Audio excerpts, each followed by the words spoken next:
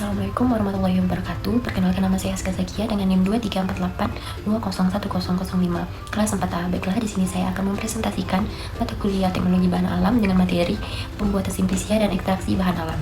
Sebelum sampai ke tahap pembuatan simplisia, ada langkah-langkah awal yang harus kita perhatikan. Yang pertama yaitu pemilihan bahan.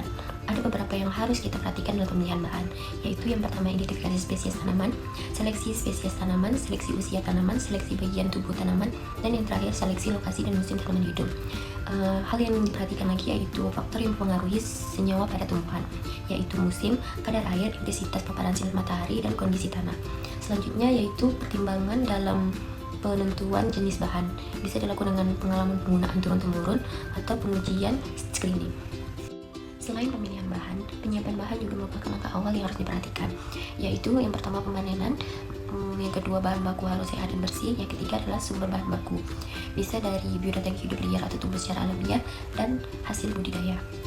Baik, kita masuk ke dalam tahapan proses pembuatan simplisia. Hal yang pertama dilakukan adalah pengambilan bagian tanaman. Bagian tanaman yang dijadikan simplisia yaitu kulit batang, batang kayu, daun, bunga, pucuk, akar, rempang, buah, biji, dan kulit buah.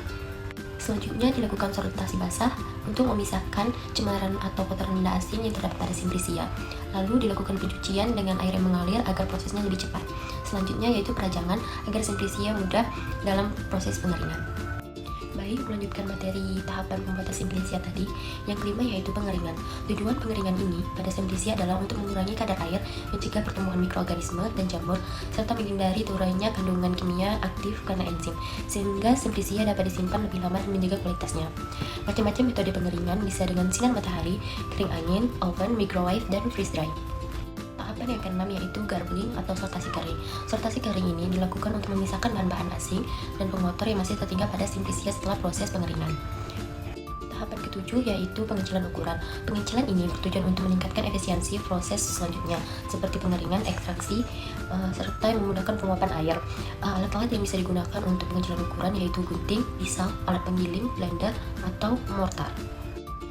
Selanjutnya yaitu pemeriksaan mutu. Uji simplisia mutu bertujuan untuk simplisia tersebut agar terstandarisasi sehingga jika dibuat dalam bentuk sediaan obat dapat terjamin keseragaman kandungannya. Hal yang diuji adalah identifikasi taksonomi analisis terhadap uji farmakologi, fisika, kimia, biologi, dan mikrologi. Pengujian tersebut yaitu makro dan mikropik, analisis impuls organik dan anorganik, analisa kandungan air dan susu pengeringan, kadar abu, kadar serat, dan komposisi yang dapat diekstrak, serta penaktifan substan kontaminan mikroba resistens. Selanjutnya yaitu pengepakan atau packaging yang dilakukan bertujuan untuk melindungi simplisia dari kerusakan. Hal yang dicantumkan dalam packaging yaitu nama simplisia, asal, waktu panen, nama kolektor, kandungan, dan senyawa aktifnya. Dan tahapan yang terakhir yaitu penyimpanan.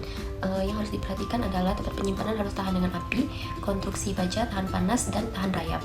Hal ini bertujuan agar tidak terjadinya kerusakan pada produk simplisia yang telah kita buat. Baik, materi selanjutnya yaitu ekstraksi bahan alam. Ekstraksi secara umum merupakan suatu proses pemisahan zat aktif dari suatu padatan maupun cairan dengan menggunakan bantuan pelarut. Ekstraksi dibagi menjadi tiga, yaitu supractical fluid extraction, yang kedua solid liquid extraction, yang ketiga yaitu liquid liquid extraction. Tiga tahapan proses ekstraksi. Yang pertama yaitu pelarut akan merusak dinding sel dan jaringan serta masuk ke dalam sel. Yang kedua yaitu pelarut akan melarutkan senyawa-senyawa metabolit. Yang ketiga, pelarut bersama senyawa metabolit yang terlarut dikeluarkan atau dipisahkan dari bahan atau biomasa penghasilnya. Metode-metode ekstraksi terbagi menjadi 7, yaitu maserasi, perkolasi, ekstrak dengan reflux, sokletasi, ekstrak dengan ultrasonikasi, ekstrak dengan microwave, dan yang terakhir yaitu ekstrak dengan tekanan. Pembuatan ekstrak. Buat ekstrak dari serbuk garing simplisia dengan cara maserat menggunakan pelarut etanol 70%. Masukkan 1 bagian serbuk garing simplisia ke dalam maserator, tambahkan 10 bagian pelarut, rendam selama 6 jam dan sesekali diaduk. Lalu diamkan selama 18 jam, pisahkan maserat dengan cara sentrifugasi. Ulangi proses penyaringan sekurang-kurangnya 1 kali dengan jenis pelarut yang sama dan setengah dari jumlah volume. Baik, selanjutnya yang dilakukan yaitu evaporasi. Kumpulkan semua maserat, kemudian uapkan dengan penguap vakum atau penguap tekanan rendah. Dapat juga menggunakan rotavapor hingga diperoleh ekstrak kental. Baik, cukup sekian materi presentasi saya. Saya ucapkan terima kasih dan wassalamualaikum warahmatullahi wabarakatuh.